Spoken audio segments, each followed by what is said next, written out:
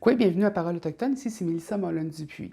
Cette semaine, j'ai envie de vous parler d'un sujet qui est un peu compliqué, mais qui évoque quelque chose de très important pour moi, c'est-à-dire les 7 futures générations mélangées avec le leadership. La raison pour laquelle je me sens inspirée par ce sujet cette semaine, c'est tous les points de presse quotidiens qu'on voit, soit du premier ministre, de M. Legault, euh, et de toute l'information qui émane du leadership, justement. Ça a été une des sources d'inspiration, mais ce qui m'a vraiment fait déclencher sur ce sujet-là, c'est l'émission quotidienne de mon chef, Jean-Charles Pietachot, à Mingan, qui fait une émission de radio quotidienne depuis quand même quelques années. Et dans son émission, habituellement, il va faire passer de la bonne musique, il va nous parler des projets qui s'en viennent dans la communauté. Mais cette semaine, puis dans les dernières semaines, il s'en est surtout servi pour pouvoir nous expliquer les raisons pourquoi on prend des décisions pour la communauté, que ce soit avec les chefs, les conseillers. Et ce qui est très important, c'est de devoir expliquer certaines décisions très difficiles. Une des politiques qui vient d'être implantée, c'est la fermeture complète des frontières de la communauté. Alors, on ne peut pas ni rentrer ni sortir dans la communauté, à moins d'être un service essentiel ou d'avoir besoin d'aller faire un rendez-vous médical. Ça casse certaines des libertés individuelles, ça nous empêche d'aller acheter des affaires dans des grandes surfaces. On a un magasin communautaire, on a des ressources, mais ça diminue un peu ces petits plaisirs du quotidien. Cependant, la décision n'est pas facile parce que c'est une décision qui vient toucher des gens d'une communauté avec laquelle tu habites. Donc, des critiques, tu en essuies quotidiennement, des questionnements. Tu vois aussi du monde qui ne vont pas écouter les décisions qui ont été prises, même si c'est fait au nom de la communauté. Mais de plus en plus, la communauté, justement, embarque dans ces prises de décision-là parce que, justement, elles sont faites en réflexion du bien-être de la communauté en entier. Et ça m'a fait vraiment beaucoup réfléchir aux 7 futures générations.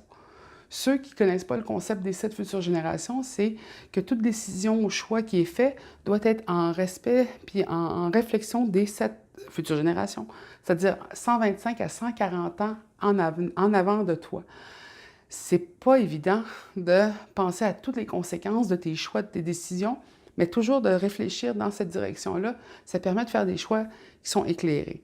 Bien sûr, le concept est galvaudé.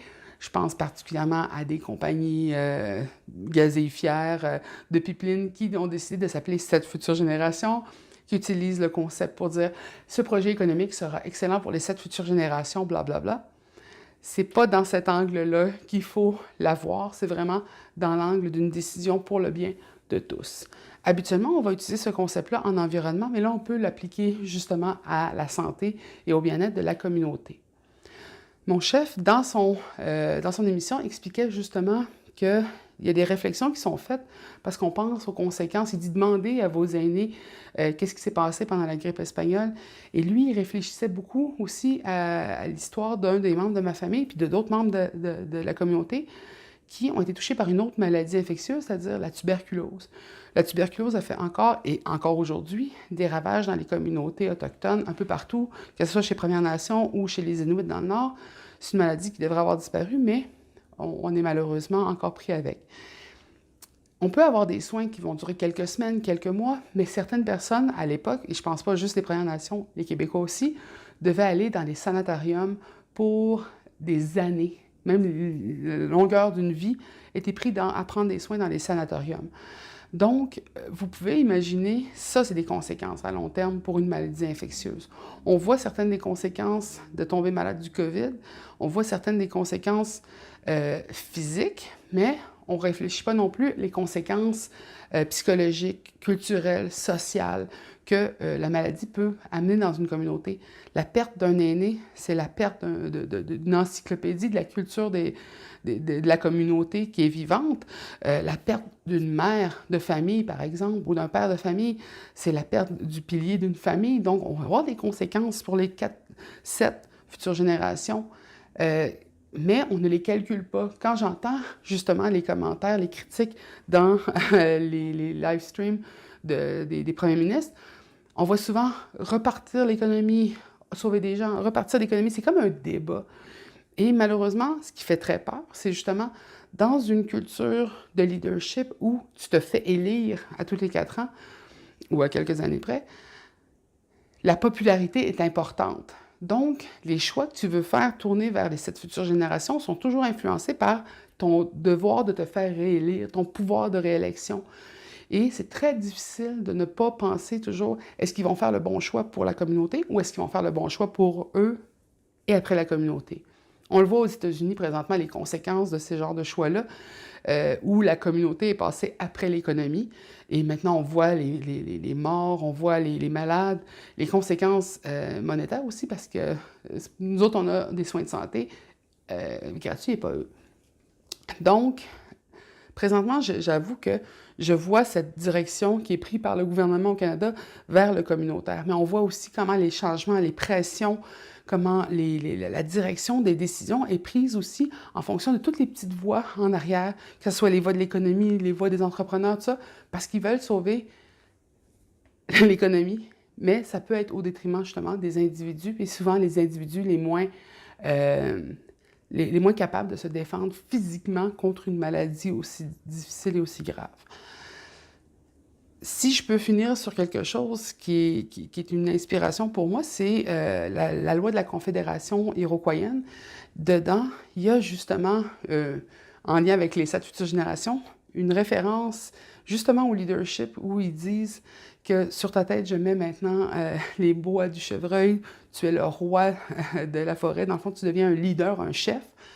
Mais cependant, maintenant, tu dois t'armer d'une peau épaisse comme les 7 anneaux d'un arbre, c'est-à-dire 7 futures générations d'années d'arbres, pour te protéger contre la critique, te protéger contre le désir de te venger, contre la violence, et ça fera de toi un meilleur chef. Donc, dans cette perspective des 7 futures générations, de cette vision que le leadership doit avoir, il faut aussi que ce leadership doive faire ses choix et des fois ne pas prendre des critiques personnellement, ne pas se laisser influencer et rester solide sur des décisions, sans, bien sûr, se fermer à l'écoute de sa communauté.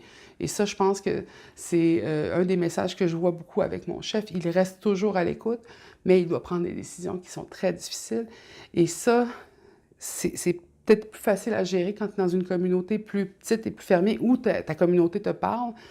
Et c'est un peu plus inquiétant quand on parle d'un leadership de très, très, très, très, très grande envergure, comme être premier ministre du Canada, là où certaines des voix qui ont accès à toi, ce ne sont pas les voix de la communauté. Donc, c'est certain que vous pouvez voir comment cette inquiétude-là peut nourrir justement nos décisions, nos choix, et comment des fois, justement, nos préférences personnelles, nos libertés personnelles vont peut-être des fois prendre le dessus sur des décisions qui vont protéger la communauté. Donc, c'est sûr qu'en s'inspirant du passé, en s'inspirant des décisions qui ont été faites par les communautés autrefois, on peut voir des décisions d'avenir pour la communauté, pour le processus. Et donc, l'individu ne devient pas le centre de la communauté, mais la communauté devient au centre de l'individu, qui devient, lui, le protecteur par ses choix et ses décisions tournées vers les 7 futures générations. Alors, j'espère vous avoir inspiré de rechercher un peu plus, justement, sur la loi de la Confédération iroquoienne, qui est extraordinairement intéressante à lire. N'hésitez pas à nous envoyer des questions, n'hésitez pas justement à nous donner des pistes en ces temps troubles pour que l'on puisse y répondre. Je vous souhaite une belle semaine.